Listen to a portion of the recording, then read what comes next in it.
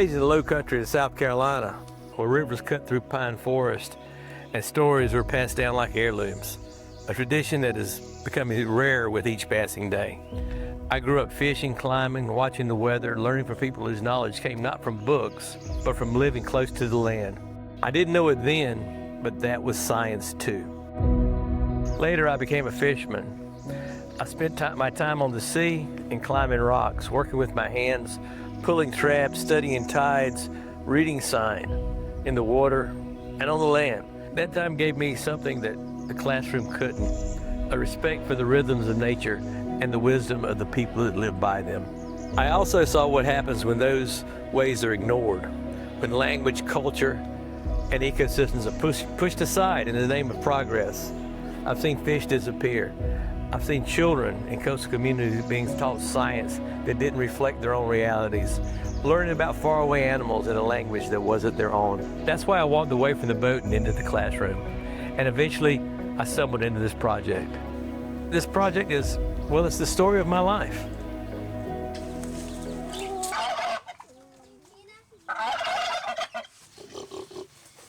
Together with communities across Latin America and the Caribbean, we've created a new kind of science education, a new science communication tool, one that doesn't erase identity but centers it, one that speaks in Creole, Garifuna, Ulua, Wayu, Maya, and others, one that teaches biology, conservation, and climate science through the eyes of those who live it. I call it STEM Plus curriculum. It's science, yes, but it's also language, culture, memory, and hope. These are not just educational materials, they're seeds planted in classrooms, spoken aloud in the voices of children reclaiming their stories. And through it all of it, something beautiful has become clear.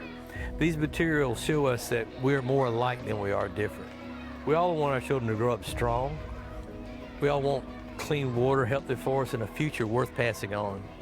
And when we teach science in the voices of the people, we begin to see the threads that connect us.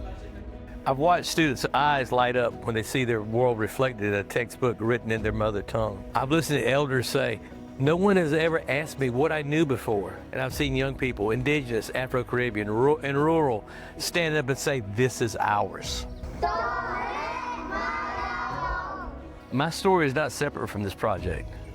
It is this project. I've lived every turn I've taken, every rock I've climbed, every fish I've caught has led to this moment. And I believe deeply that if we honor the knowledge already rooted in our communities, we can raise a generation that not only understands science, but will want to protect the world with everything that they are. This is more than education, this is restoration. This is the future, spoken in every language on the planet. This is my story. It's the story of my life.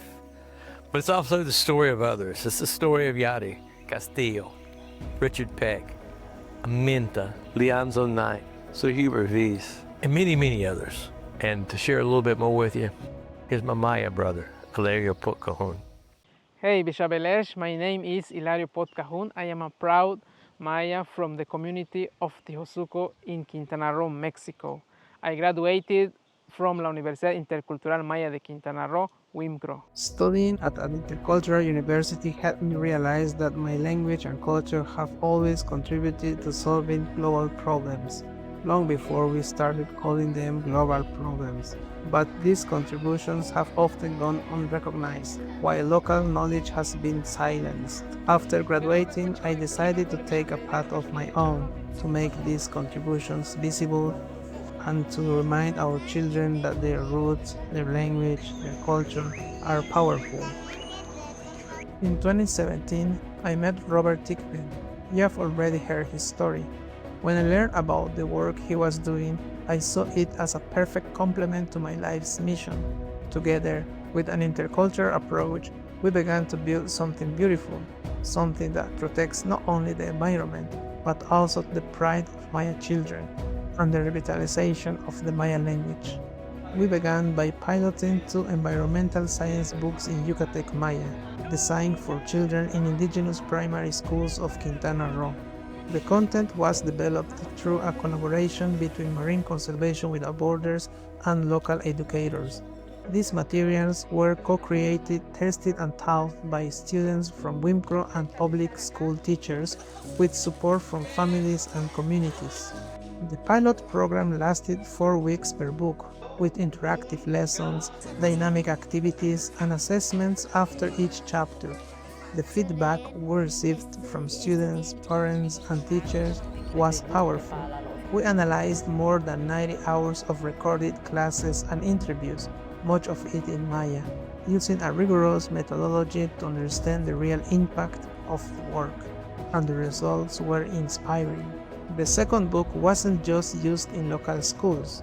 It was formally adopted by the WIMCRO, where it became part of classroom instruction and community outreach.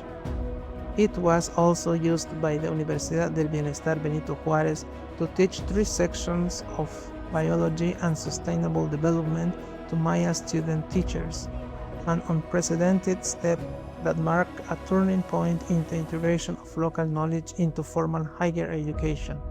The University of Belize followed suit with a Maya language class. Students, professors, and communities saw themselves in the pages.